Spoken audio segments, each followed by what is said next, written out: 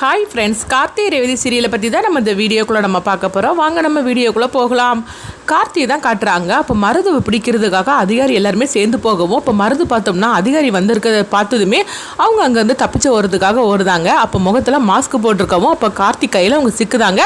அப்போ கார்த்தி பார்த்தோம்னா அவங்களுடைய சட்டை கலரை அப்படி பிடிச்சி இழுக்கும் போது அப்போ அவங்க கழுத்தில் ஒரு டாட்டு மாதிரிக்கு அவங்க பண்ணியிருக்கிறாங்க. அதை கார்த்தி பார்த்துருந்தாங்க. ஆனாலும் கார்த்திகிட்ட இருந்து அவங்க தப்பிச்சு ஓடி இருந்தாங்க. அடுத்து பார்த்தோம்னா அதிகாரிலாம் ஓடி வரவும் ஐயோ அவன் மட்டும் தப்பிச்சு போயிட்டான் அப்படிங்கும்போது நல்ல வேலையா இந்த ஹார்ட் டிஸ்க் மட்டும் நம்மகிட்ட கிடைச்சது, இல்லைன்னா எத்தனை பேர் பெண்களோட வாழ்க்கையும் நாசம் பண்ணியிருப்பா அப்படின்னு கார்த்தி அதை கொடுக்கவும் உடனே அதிகாரி கார்த்திக்கு ரொம்பவே நன்றி சொல்றாங்க. இந்த முறை வேணா அவன் தப்பிச்சிருக்கலாம், அடுத்த முறை கண்டிப்பாக அவன் தப்பிக்கவே முடியாது அப்படின்னு சொல்லிட்டு இருக்கவும் அடுத்ததாக பார்த்தோம்னா கார்த்தி அவங்க சாமுண்டீஸ்வரோட வீட்டுக்கு வராங்க. அப்போ இங்கே மருதுவை தான் காட்டுறாங்க. மருதுவை கார்த்தி நல்லா அடித்ததுனால அவங்க மருதுவோட கணத்தில் பெருசாக ஒரு காயம் ஏற்பட்டிருக்கு. அப்போ சூரியகலா சாமுண்டீஸ்வரிலாம் கேட்டுட்டு இருக்கிறாங்க. என்ன ஆச்சு அப்படின்னு சொல்லி கேட்டுட்டு இருக்கவும் கதவுல நான் இடிச்சிட்டு அப்படின்னா அவங்க போய் சொல்கிறாங்க. அடுத்தது என்ன மாப்பிள்ள நிச்சயார்த்தம் நடக்க போது, நீங்கள் கொஞ்சம் ஜாக்கிரதையாக இருக்க வேண்டாமா, ஆனால் யாருக்கிட்டே அடி வாங்கிட்டு வந்த மாதிரிலாம் இருக்குது அப்படின்னு சாமுண்டீஸ்வரி சொல்லவும் மருது பாரு அவள் என்னெல்லாம் சொல்லிட்டு இருக்கிறாங்கன்னு, அதாவது அந்த ரேவதியோட மாப்பிள்ளை தான் என் கணத்தில் போட்டு அடிச்சிருக்கிறான், ஆனால் என்னை அடிச்சிட்டாம்ல அவனை சும்மா விட மாட்டேன், அதே மாதிரிக்கு அவன் பொண்டாட்டி ரேவதியும் சும்மா விட மாட்டேன், இவளை நான் என்ன பண்ணுறேன் பாரு, இவளோட வீடியோவை கண்டிப்பாக நான் எடுத்து எல்லாருக்கும் நான் அனுப்பி வைக்கிறேன், அதுவும் ஃபஸ்ட்டு நான் கார்த்திக் அனுப்பி வைக்கிறேன்னா இல்லைன்னு பாரு, இவன் எங்களை வசமாக மாட்டிக்கிட்டா அவனை பழி வாங்குறதுக்கு எனக்கு இருக்கிற ஒரே ஆயுதமே இந்த ரேவதி தான், அவனை சும்மா விட மாட்டேன், என்னையவா அடித்தான் அப்படின்னு சொல்லிட்டு மருது கார்த்தி மலையும் ரேவதி மலையும் ரொம்பவே கோபத்தோடு இருக்கிறாங்க. அடுத்த காலையில் பார்த்தோம்னா விடிஞ்சதுமே நிச்சயார்த்தத்துக்காக எல்லாம் ஏற்பாடு பண்ணிட்டு இருக்கவும் அப்போ கார்த்தி அவங்க சாமுண்டீஸ்வரோட வீட்டுக்கு வராங்க. வந்ததுமே கார்த்தியை பார்த்ததுமே ரேவதி ஓட்டமாக ஓடோடி வராங்க. என்னுடைய எம்டி வந்திருக்காரு அப்படின்னு சொல்லவும் உடனே அவங்க சாமுண்டீஸ்வரி பார்க்குறாங்க. என்ன இருந்தாலும் சரிதான், ரேவதியை பாரு கார்த்தியை பார்த்ததுமே இப்படி இந்த ஓட்டமாக ஓடுது அப்படின்னு சொல்லிட்டு இருக்கும்போதே அப்போ அடுத்ததான் சூரியகலா பார்க்குறாங்க. ஐயோ கார்த்தியா வந்திருக்கிறான், இப்போ இவன் மட்டும் நம்மளை பார்த்துட்டானா அவ்வளோதான், அப்புறமா நம்மளுடைய குட்டி எல்லாமே வெளிப்பட்டுரும், அதனால இவன் போகிற வரைக்கும் இவன் கண்ணிலே பற்றக்கூடாது அப்படின்னு சொல்லிட்டு அவங்க பார்த்தோம்னா ரூமில் நின்று அவங்க மறைஞ்சிருக்கிறாங்க. அப்போ ஜன்னல்ல இருந்து இதில் பார்த்துட்டு இருக்கும்போது அப்போ பந்தக்கால் ஃபங்க்ஷன் எல்லாமே நல்லபடியாக நடந்து முடியுது. அடுத்தது நிச்சயார்த்த ஃபங்க்ஷன். அப்போ உடனே பார்த்தோம்னா கார்த்தி ரேவதிக்கு ஒரு கிஃப்ட் கொடுக்குறாங்க. அதாவது நிச்சயார்த்தத்துக்காகன்னு சொல்லிட்டு ஒரு புடவையை கொடுக்கவும் உடனே இந்த புடவையை தான் நீங்கள் நிச்சயார்த்தத்துக்கு நீங்கள் கட்டணும் அப்படின்னு சொல்லிட்டு சாமுண்டீஸ்வரி கொடுக்கும்போது உடனே சாமுண்டீஸ்வரி பார்த்தோம்னா அதெல்லாம் ஒன்றும் வேண்டாம், நீங்கள் கொடுத்ததுக்கு ரொம்பவே தேங்க்ஸ், ஆனால் நான் கொடுக்குற இந்த நிச்சயார்த்த புடவையை தான் நீ கட்டிட்டு வரணும் ரேவதி அப்படின்னு சொல்லிட்டு ரேவதி கிட்ட அதை கொடுக்கவும் அப்போ ரேவதி கார்த்தியை பார்க்குறாங்க. அப்போ ரோஹிணி நீ போய் இவளை கூட்டிகிட்டு போய் இந்த புடவையை மாற்றி கூட்டிட்டு அப்படின்னு சொல்லவும் உடனே அவங்க ரோஹிணி சரி அப்படிங்கிறாங்க. அடுத்ததாக பார்த்தோம்னா சாமுண்டீஸ்வரி கார்த்திகிட்ட சவால் விட்டுட்டு இருக்கிறாங்க. பார்த்தியா என் பொண்ணு நான் சொல்கிறதான் கேட்பா, என்னமோ நிச்சயார்த்த புடவை கொடுத்தியே கண்டிப்பாக அவள் கெட்ட மாட்டா அப்படிங்கும்போது அத்தை நீங்கள் கொஞ்சம் அமைதியாக இருங்க, எப்படி இருந்தாலும் சரிதான், நிச்சயார்த்தத்துக்கு நான் கொடுக்குற புடவையை தான் அவள் கட்டிட்டு வர போகிறா அப்படிங்கவோ அதையும் தான் பாத்திரல அப்படிங்கும்போது அப்போ அங்கே சூரியகலாவை தான் காட்டுறாங்க. சூரியகலா நினைக்கிறாங்க அத்தை இங்கே நடக்கிற டென்ஷனில் என்னை அவங்க ஃபங்க்ஷனுக்கு கூப்பிடவே இல்லை, நல்ல வேலையாக போச்சுதுப்பா, நம்ம இவன் போகிற வரைக்கும் அவன் கண்ணிலே பற்றக்கூடாது அப்படின்னு சொல்லிட்டு ஒழிஞ்சு நின்றுட்டு இருக்கவும் அடுத்ததாக பார்த்தோம்னா இங்கே மருதுவை தான் காட்டுறாங்க. மருது கார்த்தியை பார்த்துட்டே இருக்கிறாங்க. என்னை நீ அடிச்சுட்டே இல்லை, உன்னை நான் சும்மாவே விட மாட்டேன் அப்படின்னு இருக்கும்போதே அப்போ உடனே கார்த்தி மருதுவ கண்ணத்துல பாக்குறாங்க. ஆமா என்னது உங்க கண்ணத்துல என்னமோ அடிபட்டு இருக்கிற மாதிரி இருக்குது, என்ன ஆச்சு அப்படின்னு சொல்லி கேட்டுட்டு இருக்கவும் உடனே அவங்க மயில்வாகனமும் ராஜராஜனும் சொல்றாங்க. அதெல்லாம் ஒண்ணு இல்ல, இவன் கதவுல இடிச்சுக்கிட்டானா அப்படின்னு சொல்லும் போது உடனே கார்த்திக்கு சரியான டவுட் வர ஆரம்பிச்சிருது. என்னது கதவுல இடிச்சுக்கிட்ட மாதிரிக்கு தெரியலையே, யாருக்கிட்டே அடி வாங்கின மாதிரிக்குல தெரியுது அப்படின்னு சொல்லிட்டு அப்போ அவங்க முதல் நாள் நடந்ததை அவங்க நினைச்சு பார்த்துட்டு இருக்கிறாங்க. அதாவது ரெட்டுன்னு சொல்லிட்டு அவங்கள கண்டுபிடிக்கிறதுக்காக போனாங்களா, அப்போ கார்த்தி ஒருத்தரை கண்ணத்துல அடிச்சோம்ல அப்படின்னு சொல்லிட்டு அவங்க நினைக்கிறாங்க.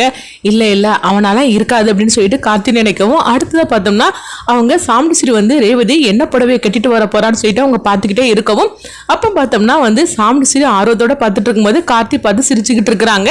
என்னன்னு சொல்லி பார்த்தோம்னா ரேவதி கார்த்தி கொடுத்தாங்களா அந்த புடவையை தான் நிச்சயார்த்தத்துக்கு கட்டிட்டு வராங்க. இதை கொஞ்சம் கூட எதிர்பார்க்காத சாமுண்டீஸ்வரியும் சூரியகலாவும் அதிர்ச்சி அடைகிறாங்க. இப்போ சாமுண்டீஸ்வரி உடனே என்னது இவன் நம்ம வாங்கி கொடுத்த புடவையை கட்டிக்காம இவன் கொடுத்த புடவையில கட்டிட்டு வாரா, என்னாச்சு அப்படின்னு சொல்லிக்கிட்டு அவங்க அதிர்ச்சி அடையவும் ஆமா ரேவதி நான் கொடுத்த புடவையை கட்டிக்காம அவர் கொடுத்த புடவையை நீ கட்டிட்டு வந்திருக்கிற அப்படிங்கும்போது அப்போ உடனே ரோஹிணி சொல்றாங்க இல்லம்மா அதாவது அப்படின்னு சொல்லும்போது என்ன அதாவது என்ன ஆச்சு அப்படின்னு சொல்லி கேட்டுட்டு இருக்கவும் உடனே அவங்க பிளாஷ்பேக்காக ஒரு கதையை சொல்றாங்க.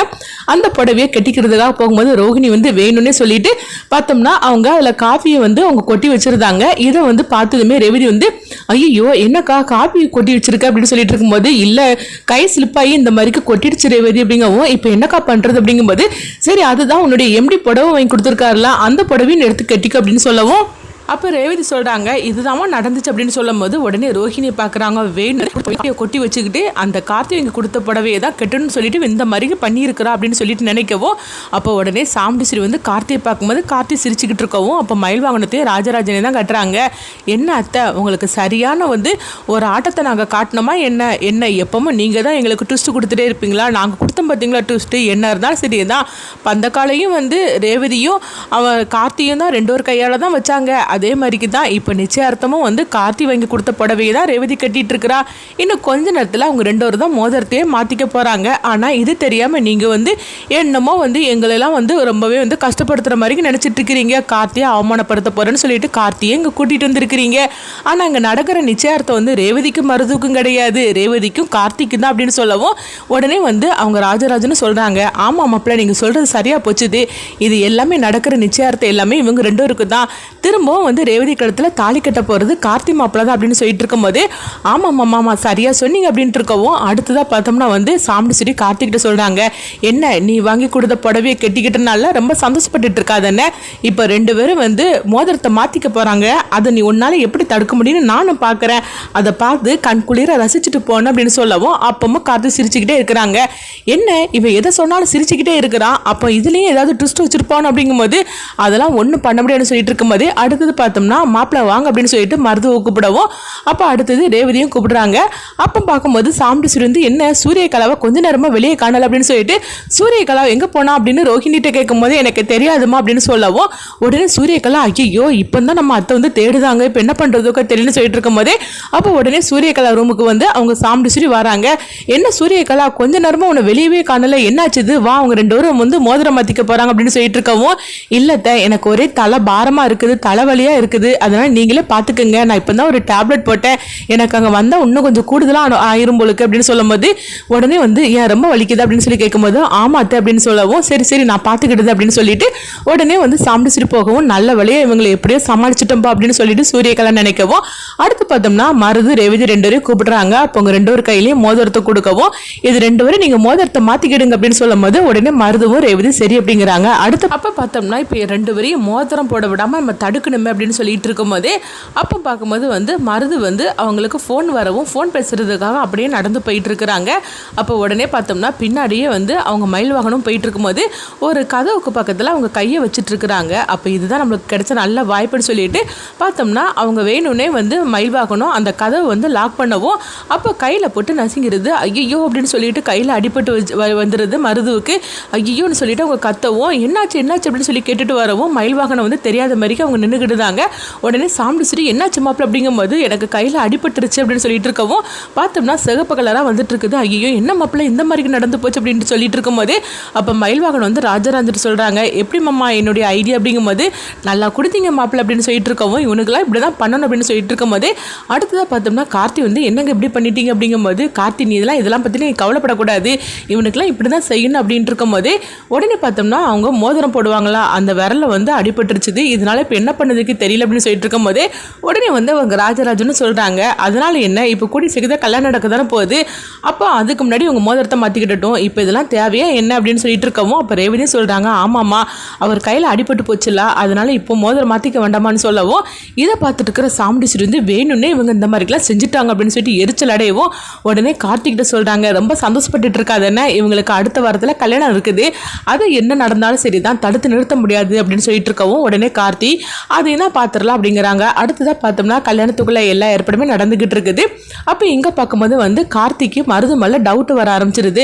அப்போ வந்து அவங்க நினைக்கிறாங்க, அவங்க கன்னத்தில் அடிபட்டதும் நேற்றுக்கு நம்ம அடிக்கும் போது கன்னத்தில் அடிபட்டிருக்கும்ல அதே போல் இருந்தது, ஒருவேளை நம்ம நினைச்சாலும் அவனை தான் இருக்குமோ அப்படின்னு சொல்லிட்டு கார்த்திக்கு டவுட் வர ஆரம்பிச்சிருது. அப்போ கார்த்தி வந்து நினைக்கிறாங்க, அவன் கழுத்துக்கு பின்னாடி வந்து ஒரு டாட்டு குத்தி இருந்தானே, அது மட்டும் இருந்துச்சுன்னா கண்டிப்பாக நம்ம தேடக்கூடிய ஆள் வந்து அவன் தான் அப்படின்னு சொல்லவும், அந்த மாதிரிக்கு ஒருத்தங்கிட்ட ரேவதி ரேவதி வந்து சிக்கிடக்கூடாது, அவனால வந்து ரேவதிக்கு எந்தவித ஆபத்து வந்துடக்கூடாது, ஏன்னா நான் தான் அடிச்சேங்கிறது அவனுக்கு நல்லாவே தெரியும். அப்படி இருக்கும்போது என்னுடைய மனைவி தான் ரேவதின்னு சொல்லிட்டு அவன் வந்து கண்டிப்பா ரேவதியை பழி வாங்குறதுக்காக தான் இருப்பான் அப்படின்னு சொல்லவும் ரேவதி எப்படியாவது காப்பாற்றணும்னு சொல்லி நினைக்கிறாங்க. அப்போ வந்து பார்த்தோம்னா அவங்க கார்த்தி வந்து அவங்க மயில் வாகனத்துக்கு ஃபோன் பண்றாங்க. உடனே சொல்லு சகல அப்படின்ட்டு இருக்கும்போது உங்ககிட்ட ஒரு முக்கியமான விஷயம் பேசணும் அப்படிங்கிறாங்க. என்னாச்சு அப்படின்னு சொல்லி கேட்டுட்டு இருக்கோம். நேரில் வாங்க அப்படிங்கவும் உடனே மயில் வாகனமே நேரில் வராங்க.